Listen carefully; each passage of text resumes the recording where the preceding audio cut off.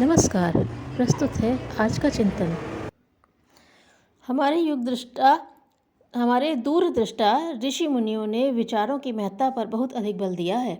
बृहदारण्योपनिषद में कहा गया है कि इच्छा प्रधान व्यक्ति जैसा संकल्प करता है वैसा ही कर्म करता है, जैसा कर्म करता है वैसा ही बन जाता है।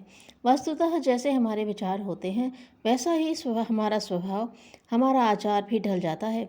हमारा चेहरा, हमारा शरीर, हमारा स्वास्थ्य, हमारी सफलता, असफलताएं सभी कुछ हमारे विचारों की प्रतिच्छाएं हैं। अंग्रेजी में एक कहावत है, तुम वह नहीं हो जो तुम अपने विषय में सोचते हो कि तुम यह हो, अपितु तुम जैसे विचार करते हो वास्तव में तुम वही हो। You are not what you think you are, but what you think you are. यदि हम अपने विचारों को उन्नत बना सकें, विचार शक्ति पर नियंत्रण रख सकें, तो हमारे जीवन की अनगिनत समस्याओं, कष्टों और असफलताओं का स्वतः ही निदान हो जाए। विचारों के नियंत्रण से वे बड़ी से बड़ी शक्तियाँ प्राप्त की जा सकती हैं जो सहज ही लोगों को चमत्कृत कर दें।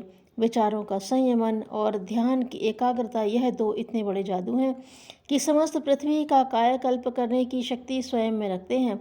संसार में जितने भी महापुरुष हैं उन सब की सफलता का मूल मंत्र उन्नत विचार शक्ति और दृढ़ संकल्प बल ही है।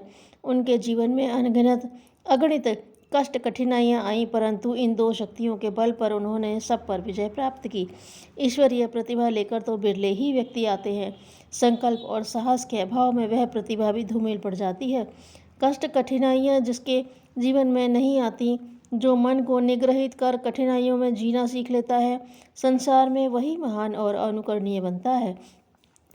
यदि हम महापुरुषों के जीवन चरित्र का अध्ययन करें तो पाएंगे कि उन्होंने कठिनाइयों को सहकर ही विजयश्री का वर्ण किया है।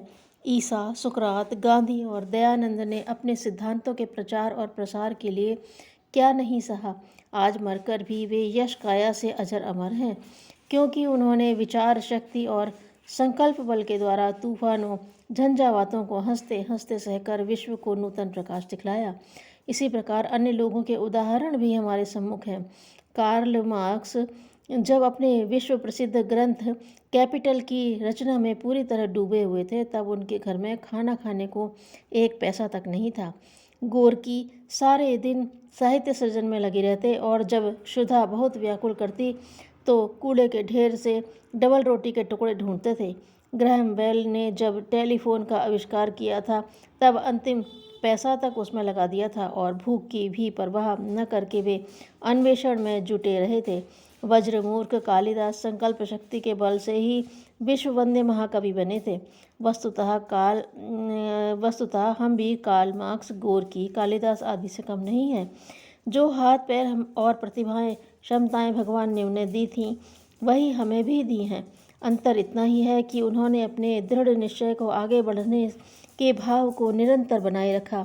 कभी निराशा और कायरता को प्रश्रय नहीं दिया, परंतु हम छोटी छोटी बाधाओं में भी हार मानकर, थक कर और निराशा से चूर होकर बैठ जाते हैं।